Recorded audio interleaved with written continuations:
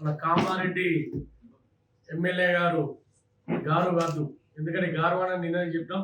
ఎందుకంటే మిమ్మల్ని ఏకవచనంతోనే పిలవాలి, రెస్పెక్ట్ ఉండదు.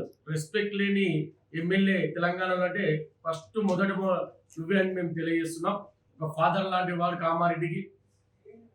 శబరియాల గారి మీద అనిశ్చిత వ్యాఖ్యలు, ఒక దుర్మార్గమైన మాటలు, ముసలి నక్క, దొంగ, ఇవన్నీ మాటలు మాట్లాడుతున్నావు.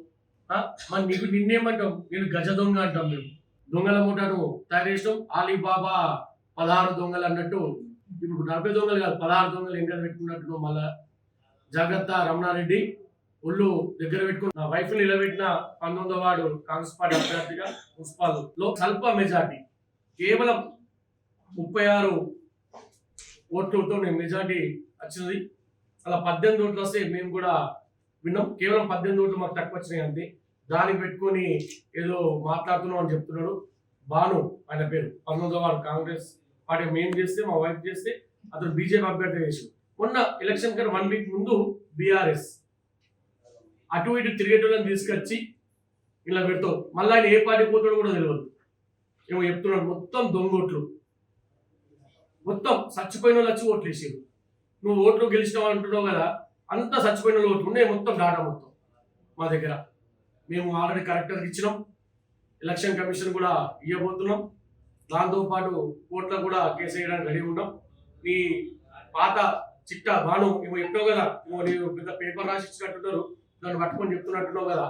ఫస్ట్ మొదటిగా నీ ఏ పార్టీ నేను తీసుకున్నాడు, సుపారీ కొట్టించుకున్నాడు. నీకు ఎందుకయ్యా? ఫస్ట్ నీ కింద ఉన్నది అది నువ్వు లెక్క పెట్టు. ఫస్ట్ ఎంతమంది ముంచడం, ఎన్ని స్కాములు చేసినావు. ఆ టీవీఎస్ షో ఏమో షోరూమ్ పెట్టావు కదా, యమా షోరూమ్, అలా ఎన్ని స్కామ్లు పెట్టి ఎంతమంది ముంచడం, ఎంతమంది నీకు బాకీలో ఇంటి పోటీ చుట్టూ తిరుగుతున్నారు.